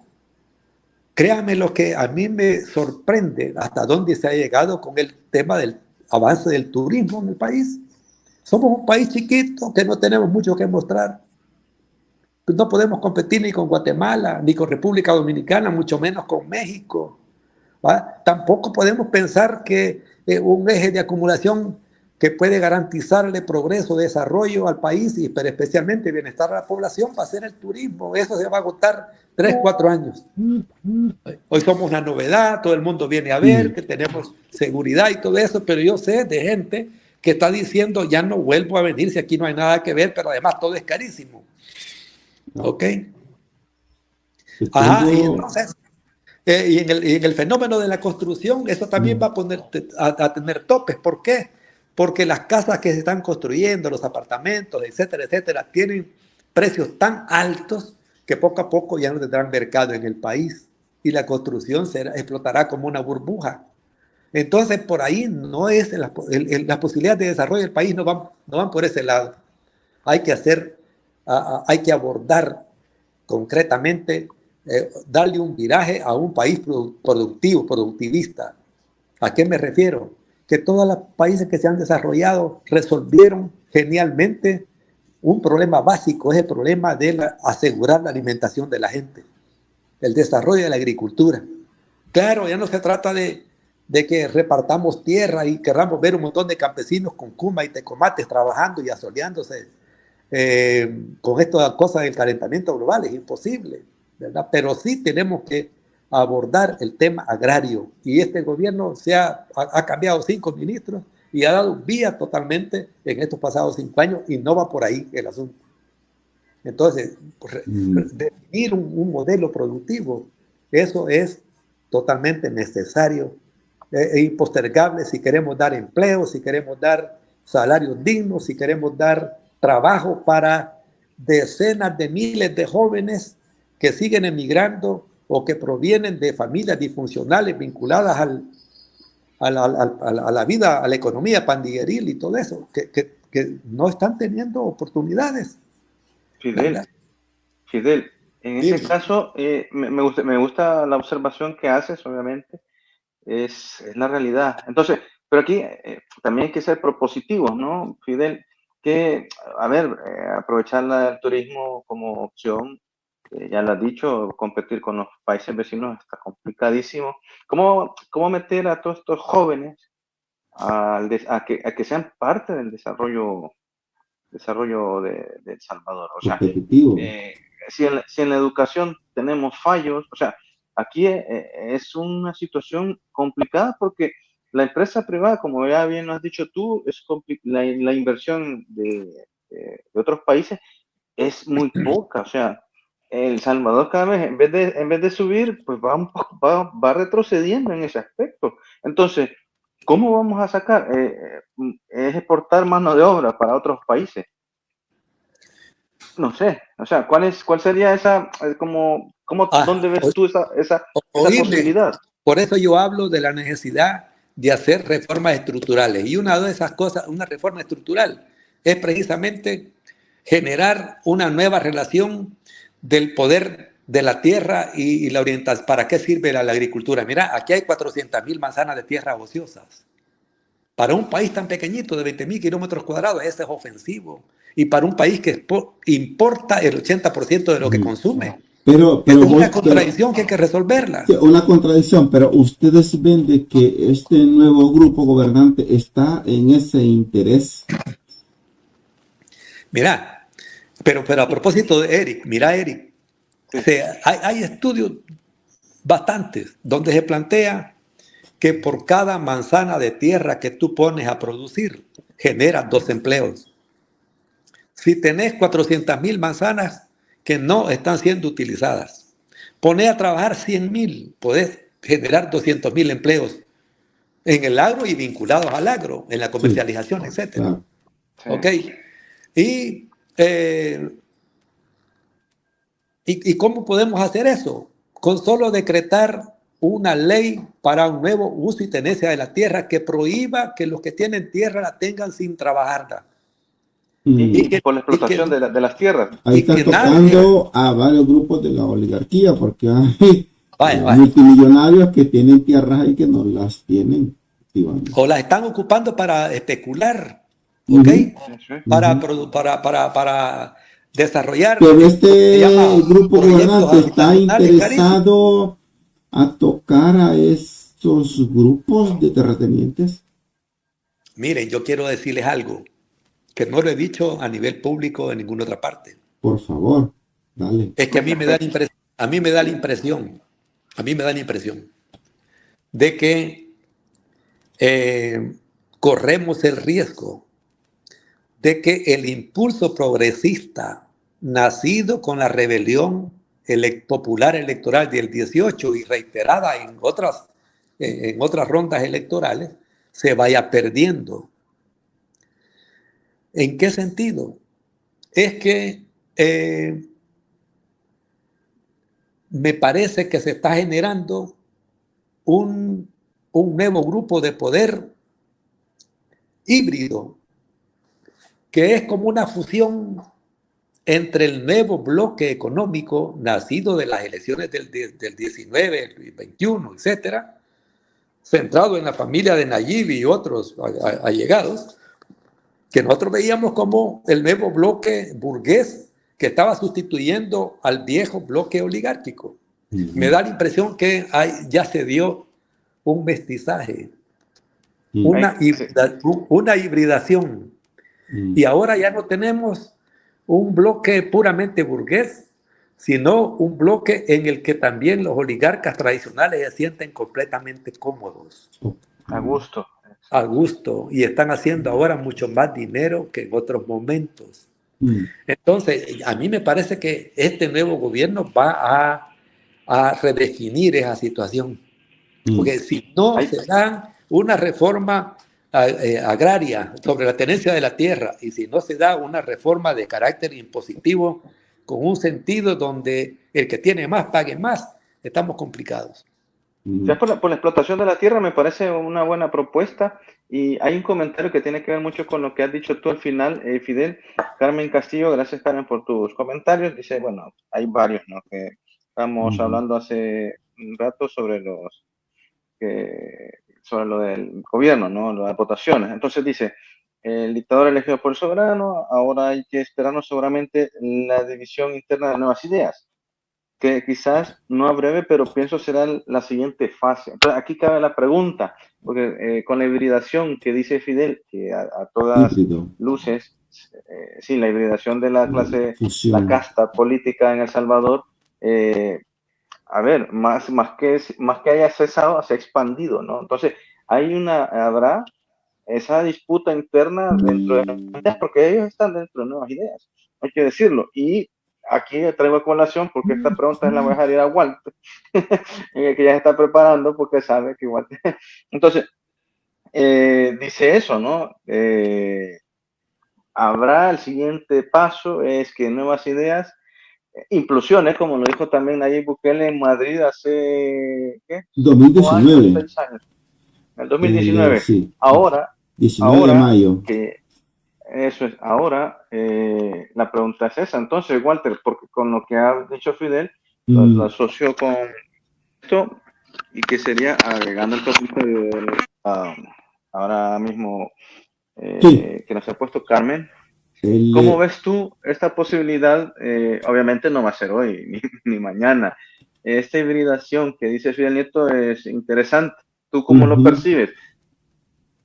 En el micrófono, Walter. El secreto más relevante de Nuevas Ideas fue precisamente convertirse en un partido que hizo una agenda electoral no fincada en la polarización ideológica heredada de la posguerra, porque eso hablamos de la posguerra. No existen nadie sin ideología. El problema es que la ideología depende de varios factores. Lo que existe son pragmatismos en la práctica política, no siempre hay ideologías. Entonces creo que el plano de Nuevas Ideas como movimiento, porque fue un movimiento, recordemos, un movimiento cuya base social dependía casi en un 70-80% de una alta militancia del FMLN, una base social fuerte. De ahí tendrías un 10-15% que le arrebató a Arena y a otros partidos, y un 5%, digámoslo, importante, posiblemente, bueno, quizás un 15-20% de gente que nunca había participado en nada y que tenía, y hay un 5% que venía de la pura, digamos, de Arena y toda esa parte. Es decir, había una estructura que había que definirla claramente. Ahora, el secreto fue estamos en contra de las ideologías. Lo que pasa es que hay que reconocer algo en el planteamiento de las cabezas políticas de Nuevas Ideas, porque hay que ver las cabezas políticas. Ellos leyeron algo que es clave para entender eso. Empezaron a entender los tiempos. El ciclo político de Arena y el FMLN estaba fracturado, y la desidia electoral de la gente marcaba la ruta de la necesidad de una tercera alternativa. Ahora, esta tercera alternativa o tercera vía, leyeron algunos allá, le pusieron, Anton de Gieden le llamaba la tercera vía, los laboristas ingleses le llamaron así, los franceses también, le llamaban a una posibilidad de un partido que escapara al debate ideológico y crear una alternativa girada hacia lo que algo le dicen la socialdemocracia, algunos, ¿verdad? Ahora, eso fue fascinante porque armó un movimiento que dice Fidel, creo que coincido con él, con una gran fuerza. Es que eso hay que escribirlo, hay que plantearlo.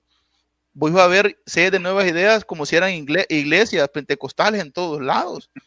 Y la gente reunida debatiendo política, debatiendo cómo vencer el monstruo de los aparatos ideológicos fincados en arena y el FMLN, aparatos electorales que gobernaban el país y que el establishment de analistas de ese momento decían que era imposible ganar la arena y el FMLN, porque tenían sendos aparatos ideológicos electorales y que no iba a poder romper ese movimiento.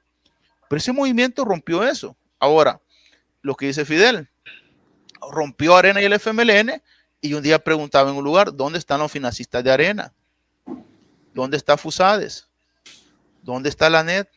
Yo creo que no lo hemos escuchado estos días, ¿verdad? Me acuerdo que antes tenía aquel grupo que llamaba Aliados por la Democracia, ¿verdad? Entonces la pregunta del millón ahora es, ¿dónde están? ¿Y por qué hay algo? Esto se llama recomponer el poder. Y como Fidel bien ha dicho, el marco caleidoscópico de opciones en 9 días son grandes. Ahora, la implosión o la ruptura, yo la veo en este momento que está centrada en una persona que aglutina todo y mueve todo. Ahora, el debate es hacia abajo, y ese debate existe. El problema es que no es tan visible. Y como muchos se han dedicado más a estar viendo otras cosas, no ven el debate de abajo. Y es donde hay que señalarlo. Hay una contradicción. De hecho, la reconfiguración del poder y la transformación territorial desde la reforma a los municipios tiene que ver con una crisis de poder en el territorio. Y eso creo que hay evidencia para poderlo plantear. Lo que pasa es que la miopía que existe en buena parte de quienes sostentan o se hacen pasar en el lado de la oposición es grave. Porque yo les digo que le pasó como los dinosaurios realmente. Vino el meteorito, cayó y no dieron cuenta qué pasó. Hay algunas caricaturas sobre eso. Y yo creo que es muy real. Ahora, por supuesto, yo creo que las contradicciones, la vida dialéctica, los partidos políticos son instrumentos del tiempo y pertenecen al tiempo y a las circunstancias. Ya hablamos del FMLN Arena, ya dejaron de representar lo que representaban. Hoy Nueva Idea representa en este momento una visión de país, una visión de futuro que tiene un amplísimo consenso y que fue avanzador electoralmente. Hoy falta ver cuánto de consenso y, como decía Fidel anteriormente, llega al plano de ya no tener a los mismos de siempre como excusas, sino lo que viene ahora como el trabajo y el modelo que se va a implementar. Por ahí te puedo dar algunas cuestiones. No, muy bien, me parece muy bien. Vamos llegando al final del podcast. Estamos conversando con Walter Faguaga, sociólogo en El Salvador, y Fidel Nieto, también sociólogo en El Salvador. Vamos llegando al final de nuestro podcast y quizás por mi parte queda una pregunta y dejo a mi colega en España. Yo estoy en Italia, dejo a mi colega en España con la pregunta final. Yo me quedo con una cosa porque hay bastantes incógnitas y me gustaría que ustedes como pensadores den algunas pistas de todo este escenario. Yo sé de que la extra mayoría de la gente lo que le interesa son los números gruesos. Ganó, con cuánto ganó, etcétera. Pero los que nos interesamos en estudiar lo que está abajo de la política, escudriñamos un poco. Ahora, ¿cómo queda la cuestión ideológica de izquierdas y derechas? En cuanto a mi pregunta específica, ¿cómo queda la cuestión de las izquierdas en este momento de El Salvador? La izquierda electoral reflejada, y porque ellos se apropiaron de la marca que ellos eran la izquierda, ¿no?, electoral del FMLN, el FMLN electoral, para aclararlo, ¿no? En cuanto al FMLN histórico, el FMLN de la guerra es una cosa y el FMLN electoral es otra cosa. Vaya. Sobre aquí da para muchos podcasts, pero concentrémonos solo en uno. Vaya. las izquierdas o izquierda, ¿cómo queda este universo? Por favor, para ir cerrando, si nos ayudan a entender este panorama. Bueno, estos días he estado escuchando un politólogo español, me imagino que Eric lo conoce, es amigo mío, se llama Manolo Monereo. Monereo. Ha sido diputado y fue del Partido Comunista y está produciendo bastante pensamiento, especialmente a nivel geopolítico. Y entonces este amigo ha venido planteando que en América Latina las izquierdas son cada vez más moderadas y las derechas cada vez más conservadoras. Y así sitúa el panorama actual de América Latina. Yo estoy a favor de que ya tanto el concepto de izquierda como el concepto de derecha ya nos representan las realidades a las que antes les designamos esos conceptos. Por ejemplo, hay izquierdas sumamente conservadoras, ¿no? Y hay derechas progresistas.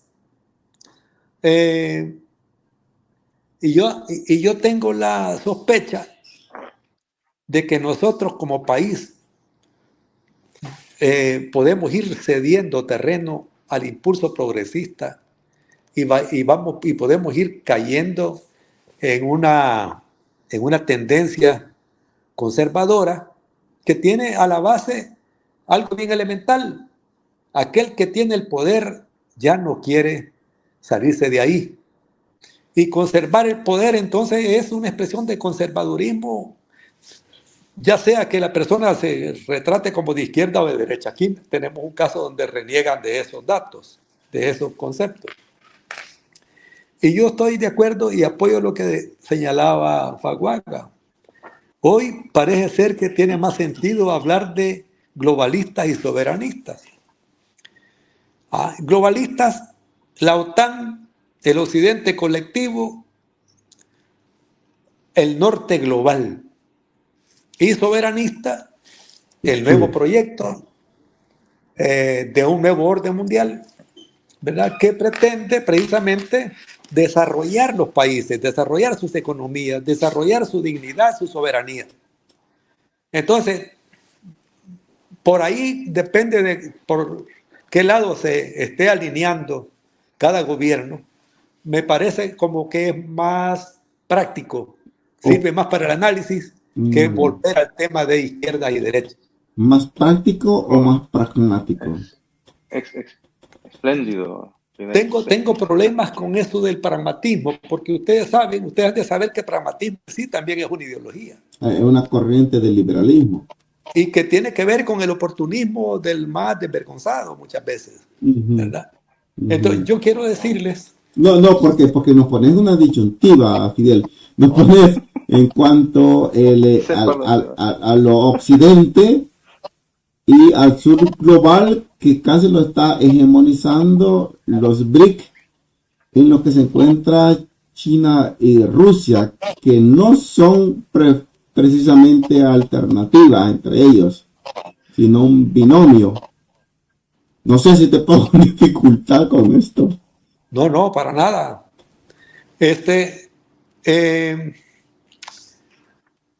Yo tengo, estando en Europa, me he dado cuenta, especialmente en Alemania, que hay mucha aversión al fenómeno de Nayib Bukele. Y lo han comparado algunas veces con Putin. Y es más, ahora estaba leyendo que el gobierno de Alemania se ha abstenido de felicitar a Nayib Bukele y dijo que lo iban a hacer en su momento.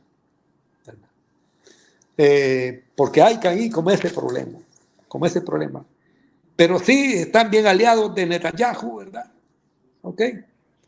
Bueno, pero esas son otras cosas que juegan en el ambiente de ahora. Ajá, entonces, yo sí creo que nosotros, como intelectuales, como comprometidos, como aquí se ha dicho, con la búsqueda de una sociedad más justa, más igualitaria, progresista, por supuesto, debemos estar atentos a que las tentaciones autoritarias en este país no terminen en una dictadura abierta y pelada, ¿verdad? Es un conservadurismo a ultranza que tiene que ver con defender el poder a como dé lugar, ¿verdad? Y a mí algunas conductas que he visto recientemente me parecen que dejan bastante motivo de sospecha, que ese riesgo lo tenemos bastante cerca. Muy inminente. ¿Sí? Walter. Micrófono, Walter. Creo que nos queda la reflexión, el papel que puede hacer y seguir pensando. Creo que siempre y cuando sigamos debatiendo va a ser importante. Fíjate que aquel día un profesor mío lo decía en un espacio, que no perdamos, que el problema más grave que tenemos ahorita es que hemos perdido el debate, la discusión de ideas, de planteamientos. Pasamos una elección legislativa y presidencial y no tuvimos un debate, un contrapunto, no tuvimos un planteamiento de nadie. Todo se vio a la sumatoria electoral y no a la discusión de los graves problemas, de los contextos, de los costos. Y eso creo que para mí, en lo personal y en mi visión de las cosas, no es lo adecuado. Hay que debatir los planteamientos y crear la tolerancia al pluralismo. Es lamentable estar viendo todos los insultos y toda la violencia que está generando desde el punto de vista verbal, escrita en las redes ahorita, de burlas y mofas, para un sector. Fíjate que hay algo que se llama la tiranía de la mayoría. Y eso no tiene que perdernos. Y quien celebra en el poder la tiranía de la mayoría debe saber que en el futuro todo también se le puede revertir. Y la historia nos ha demostrado, lamentablemente, que eso también sucede. Pero el término autocracia a vos no te dice nada. Es que la autocracia hay variaciones. En este caso, si vos lo querés llamar la autocracia también existe de manera electoral. Sí, la autocracia puede ser electoral. Todo parece una democracia, se pinta como una democracia, pero es autocracia. Y creo que es un término y un concepto que el Bede-Bohm estudio de la Universidad de Gotemburgo lo plantea muy bien. Y sin duda, pues creo que es un concepto que podría en un momento determinado establecer una explicación a diferentes contextos que definen la realidad latinoamericana y por supuesto contextual. Es que quizás nosotros que queremos ser bien simplistas, ¿no, Eric? Los que hacemos podcast y los que hacemos contenido digital, quizás queremos ser muy simplistas porque después de ustedes el viernes tenemos otros podcast con otros invitados. Entonces nosotros queremos entender cómo categorizar lo que sucede en El Salvador. Por eso los invitamos a ustedes para que nos ayuden a entender. En base a eso, después nosotros movemos nuestras ideas en cuanto a los conceptos que ustedes nos dan. Por eso hacemos este tipo de preguntas. No, mira, lo que pasa es que todo depende, es decir, por eso hablamos de la democracia autoadministrada, porque la pregunta es ¿quién define las reglas de la democracia? Esa es una pregunta clave. Y sobre la base de quién define las reglas de la democracia, así también se plantean las visiones de la democracia. Por ejemplo, Fidel decía, ya hablar de izquierdas y derechas es hablar de una parasinomia, decir, bastante, bueno, lo decía Norberto Bobbio, un libro Izquierdas o Derechas, que publicaba hace un par de años. Bueno, tenés Italia, tenés Norberto Bobbio también. Ahí puedes la tumba. Sí. Es decir, él lo decía, hablar de izquierda y derecha ya periodísticamente no es posible. Es decir, porque lo que hay son senderos ideológicos que definen a la gente con relación a un gran factor fundamental que es el Estado. Cuando estás cerca del Estado o querés destruir al Estado. Y lo destruís por un lado o por el otro. Por eso está el cuadrante de Dunning que explica eso, o está el diagrama de Nolan, que también escribe las ideologías. Precisamente, cuando aplicamos esa teoría, el asunto. A mí me apasiona, por ejemplo, la he estudiado. Cuando nos toca aplicarla, en este caso de El Salvador, tenemos que categorizar. Lamentablemente tenemos que categorizar, ¿no? En otras palabras, ¿cómo lo ves en el lenguaje piso-tierra? Es decir, ¿dónde lo ves? ¿Dónde lo comes eso? Es decir, estos grandes conceptos. Sí, es porque la gente de a pie, digamos, la gente de a pie, ¿cómo podría interpretarlo? Ese es el punto. Algo decía Fidel ahí, cuando hay una dictadura, cuando hay autocracia, cuando el poder se sostiene fuera la voluntad popular. ¿Qué acaba de pasar en Venezuela con la elección de esta señora que iba en la oposición con Maduro? ¿Qué pasó con la señora Machado? Sí, la sacaron. ¿Y por qué la sacaron? Porque le aplicaron la ley para que no compitiera. ¿Qué pasó en Nicaragua con Ortega? Lo mismo. Es decir, hasta ya cuando ves que alguien quiere aferrar al poder e instrumentaliza el poder para no salirse de él, entonces ya no está en una democracia, porque ya la regla es decir, una regla fundamental de la democracia es el ejercicio continuo de las elecciones. Sí, por eso yo les contradecía a muchos que llamaban a este gobierno de dictadura. Decía yo, no es dictadura, porque si le aplicamos todas las características históricas de que es dictadura, ningún periodista pudiera estar, ninguna oposición, cerrar partidos, etcétera. En el poder, ya le habían puesto dictador 6 meses y el hombre le dio dictador. Lo que Fidel dice es otra cosa. Los signos, okay. Los signos y los significados son otras cosas. Las categorías hay que saberlas poner. Si no las pones y las etiquetas mal, fácilmente salís. Bueno, yo te puedo decir de momento, ahí te dejo los insumos y por supuesto damos otro podcast los países. Buenísimo. Yo te tienes que dormir. Como siempre, calidad en los comentarios. Hay dos cosas, lo último que ha dicho Walter y también lo de Fidel, que dijo sobre el concepto, cómo lo hizo, me ha encantado. Muchas gracias, Walter, Fidel. Antes de cerrar, voy a decir los últimos par de comentarios que nos puso Carmen Castillo, que dice que las empresas privadas que invierten, no invierten para perder, refiriéndose a las empresas que vienen a El Salvador, perdón. Y también Alonso Dubón dice, las empresas extranjeras van a venir porque aquí hay seguridad, porque tenemos la gente más trabajadora de América.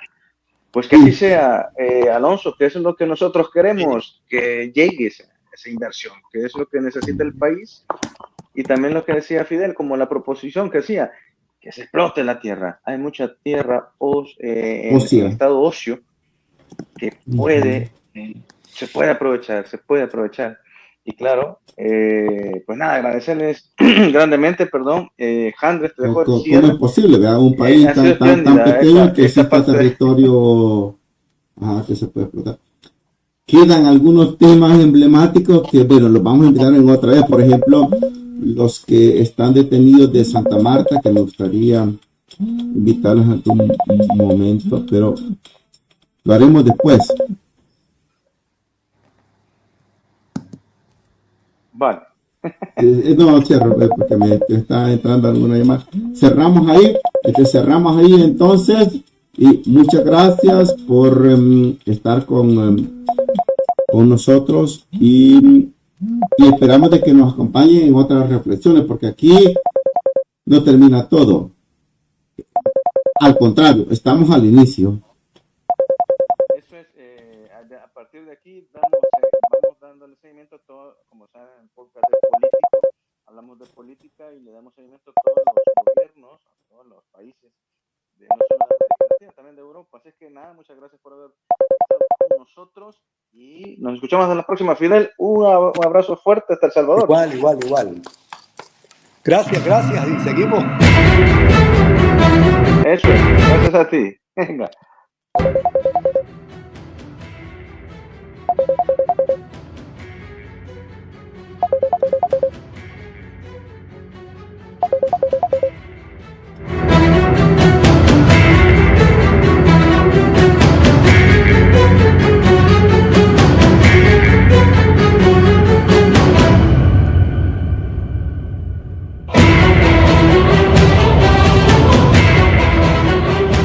Hola.